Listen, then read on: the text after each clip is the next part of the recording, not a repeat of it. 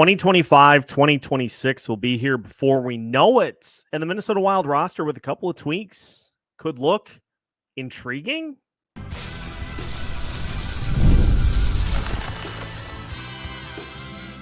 You're Locked On Wild, your daily podcast on the Minnesota Wild, part of the Locked On Podcast Network, your team every day. What's happening, everybody? Welcome in to another episode of Locked On Wild, your daily Minnesota Wild podcast. Part of the Locked On Podcast Network, we are your team every day.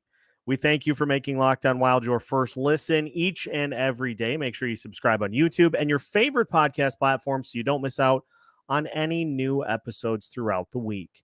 Today's episode of Locked On Wild is brought to you by FanDuel. Make every moment more.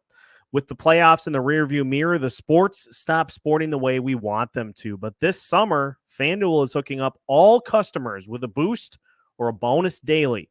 That's right. There's something for everyone every day, all summer long. Visit FanDuel.com to get started. On today's episode of Locked On Wild, we look at a couple of tweaks that could be made that could have this roster looking a little more the way we would like it to as we get closer to 2025, 2026.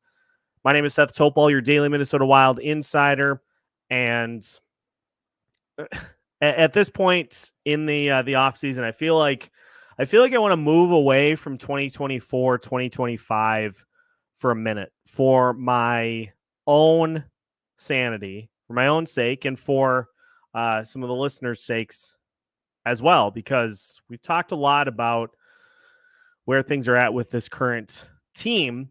And I saw a tweet in response to one of the more recent episodes of Judd's Hockey Show looking at the roster. And forgive me for not having the tweet pinned. If I can go back and find it, I will. But a commenter pointed out a roster and said it's still a possibility that we could have this lineup for 2025, 2026. And so I will show you just what I'm talking about for the YouTube audience, and for those listening via our numerous audio platforms. I'll just read through what we've got. So this roster, as was presented: Kirill Kaprizov, Joel Eriksson, Matt Boldy, Liam Ohgren, Marco Rossi, Danila, Yurov-Marco, Heidt, Marat Khusnutdinov, Matt Zuccarello, Yakov, Trenin-Freddy, Gaudreau-Marcus, Foligno, and Jakob Lauko on offense. On defense, Brock Faber-Jonas, Brodin, Jared Spurgeon-Zeev, Buium, Jake Middleton-Daemon, Hunt, and Declan Chisholm. And then the goalies, Jesper, Wallstedt, and Filip Gustavsson. And if you look at where the Minnesota Wild are at right now, honestly, this is still something that is attainable. Now, I'm just going to go through and talk about kind of what would need to happen to get this as the roster, barring any sort of big deals being made. This being the roster going into 2025, 2026. Obviously, your top line, Kaprizov, Boldy, Eriksson, locked in. Set it, forget it. Other than Kirill, who will be going into the final year of his deal, would imagine that there will be extension talks going on next summer aggressively leading into the season. But as we've talked about quite a bit, Kirill's going to want to see some signs of progress before he decides to set up shop long term. And my position, for the most part, has been pretty consistent that I don't think there is. I'm not as worried about Kaprizov committing to staying here. I'm worried about at some point during his next deal, him going, I can't do this here, and wanting to be moved, similar to what happened with Matthew Tkachuk from Calgary to the Florida Panthers. That's probably my biggest concern. But those are the three, I think, or three of the most safe names for 2025, 2026. Now, obviously, the big difference is line 2 on down. Marco Rossi as your second line center. And the easy math right here is Marcus Johansson's in the final year of his deal.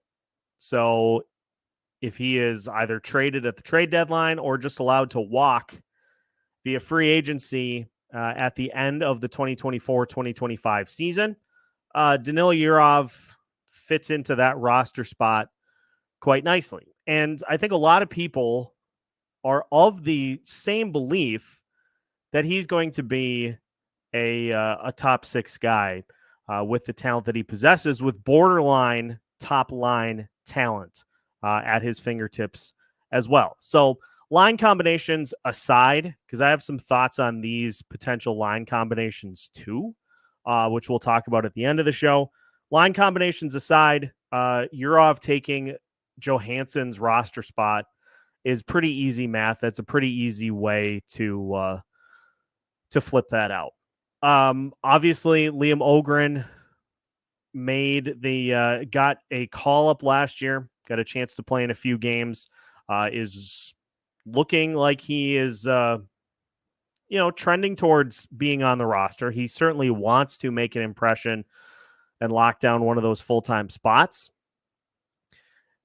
And even if he were to not be a regular on the 2024-2025 roster, again, my preference is that he is, but even if, I think it's pretty fair to assume that he will be one come 2025, 2026. I think it's pretty safe to assume that he will be part of the mix full-time 100% by 2025, 2026.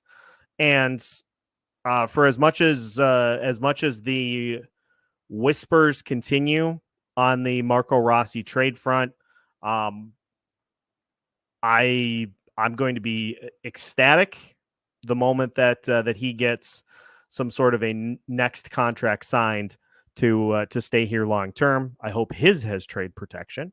So I feel pretty confident that you can put Rossi in that second line spot for next year. Some of the questions become like, what happens on this third line? So Riley Heidt penciled in. He will either play at the NHL level or he will go back to, I believe, the WHL. Those are the only two options. He is not eligible at this time to go to the AHL. It's because of his age. It's either one or the other. So if Riley Heidt makes the NHL roster this year, there's no way he's not going to make the NHL roster next year. So even if we say that he goes back to the WHL next season or this coming season, and then is in the mix for 2025, 2026 to fill one of those roster spots, you're looking at some of those guys at the end of the lineup because, again, offensively, Kaprizov, Boldy, Eriksson, Zuccarello, Foligno, Hartman, Trenin, and Gaudreau are all in, at least right now, for 2025, 2026. So that's 8 spots right there.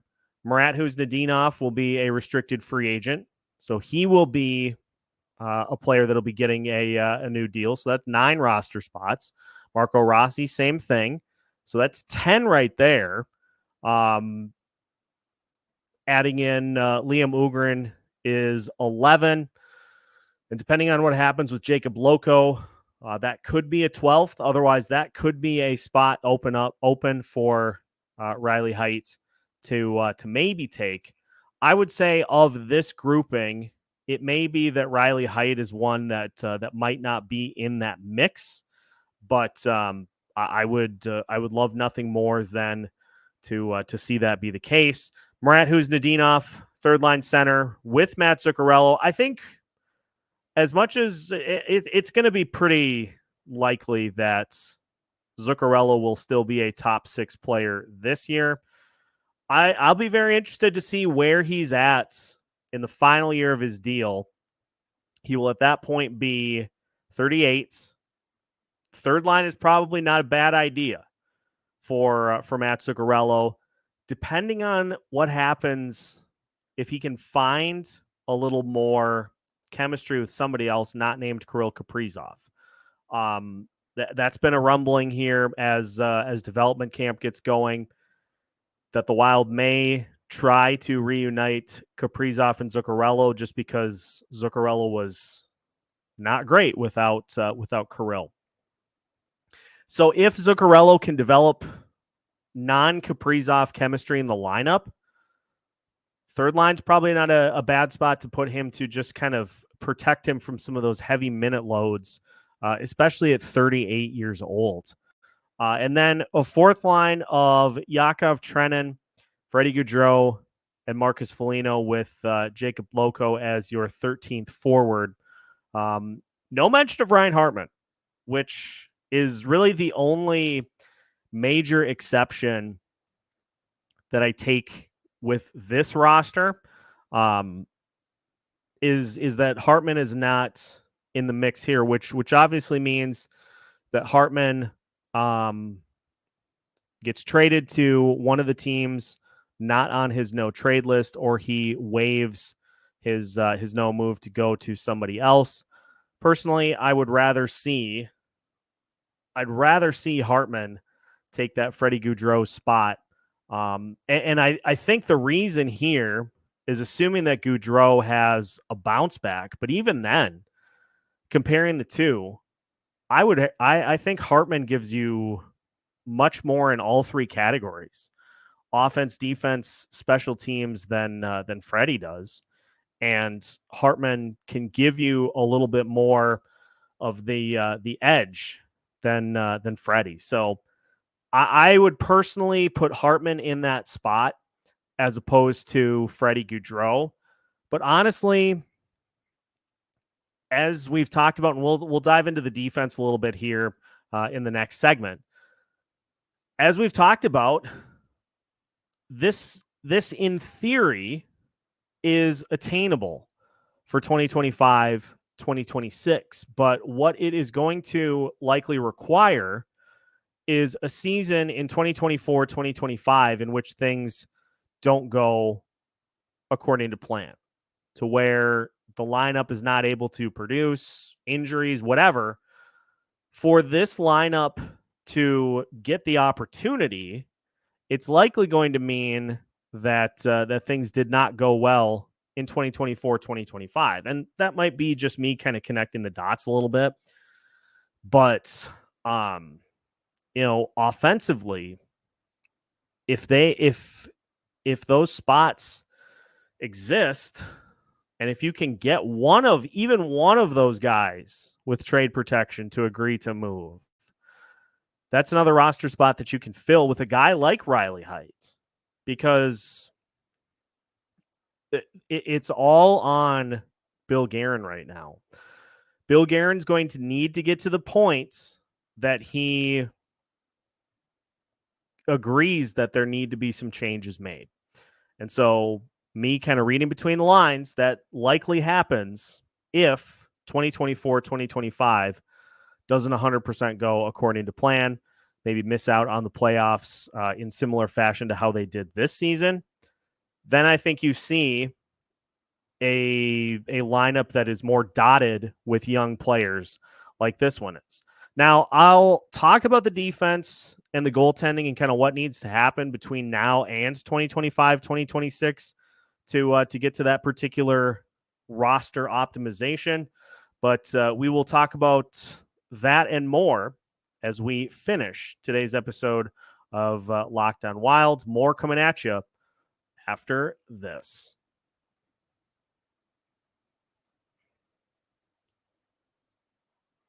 Today's episode of Locked On Wild is brought to you by FanDuel. Folks, with the playoffs in the rearview mirror, the options are not as prevalent as they previously were. And as many of you do, I love my sports.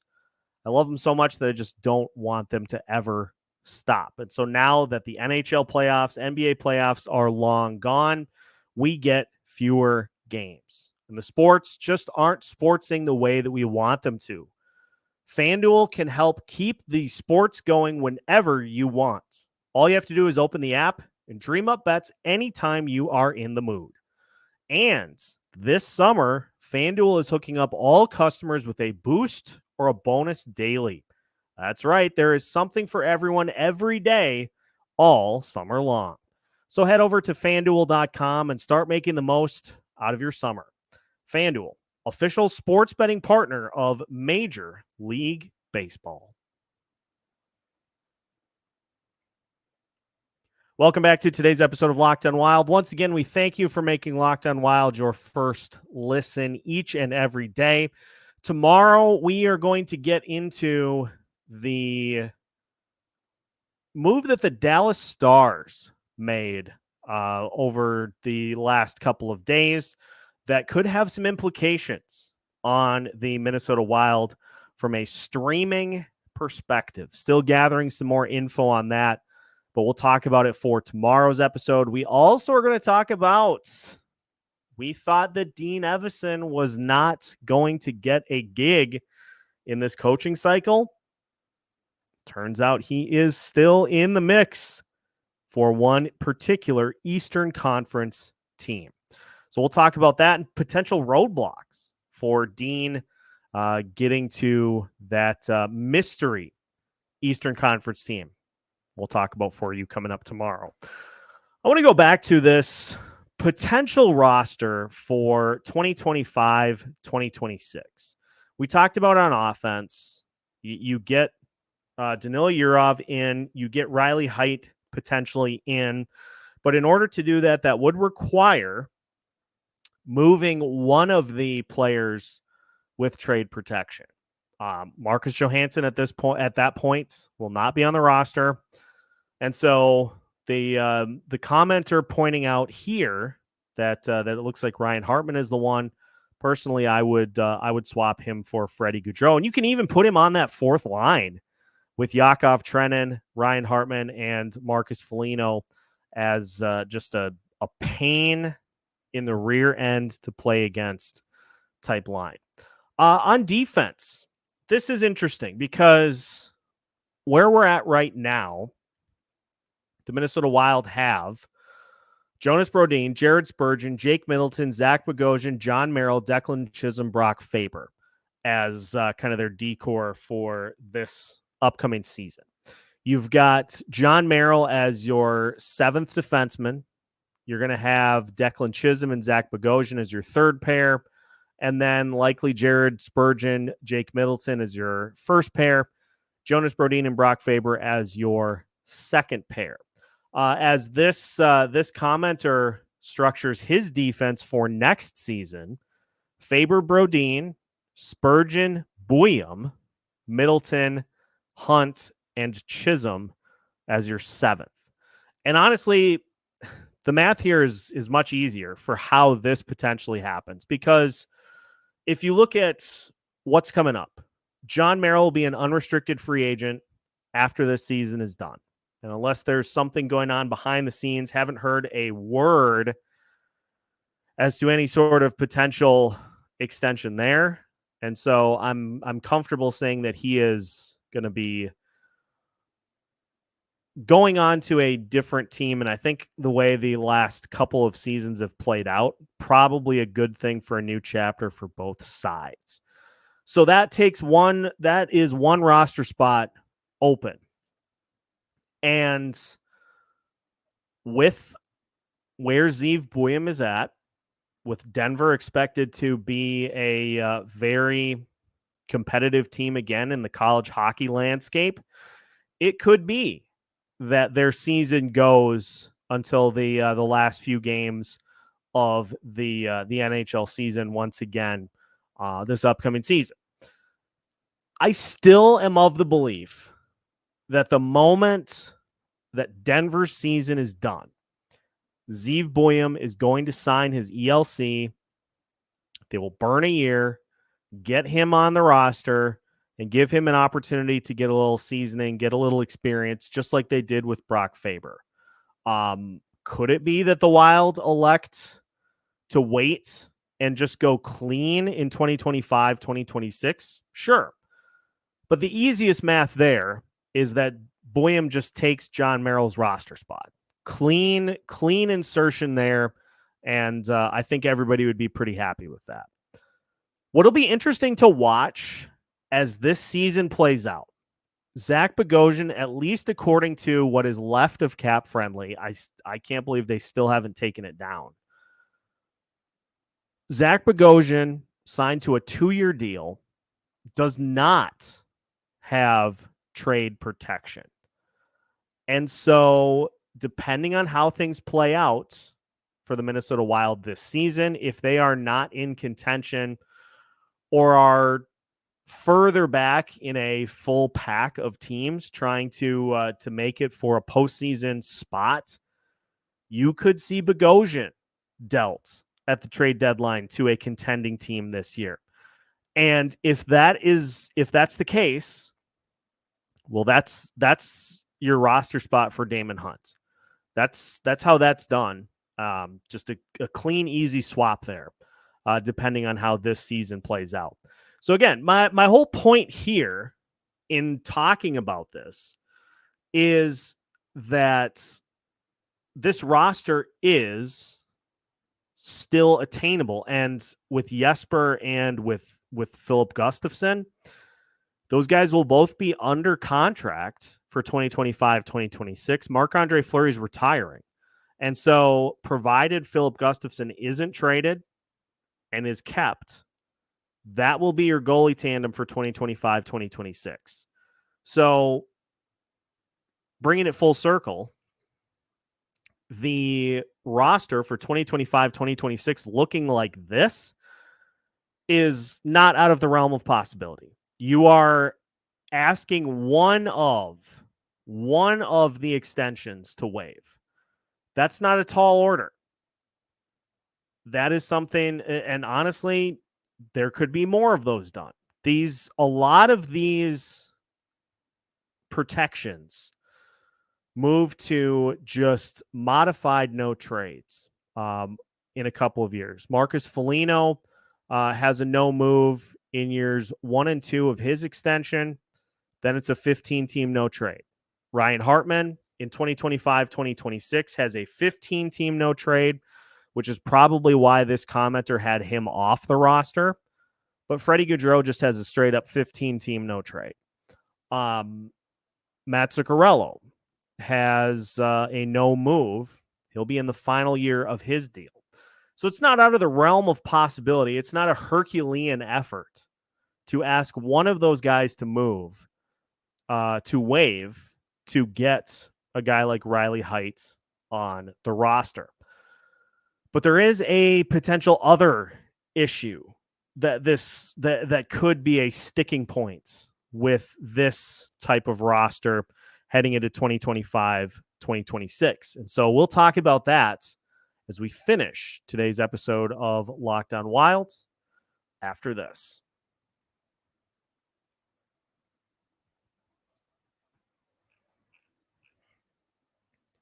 One final segment of today's episode of Locked On Wild. Once again, we thank you for making Locked On Wild your first listen each and every day.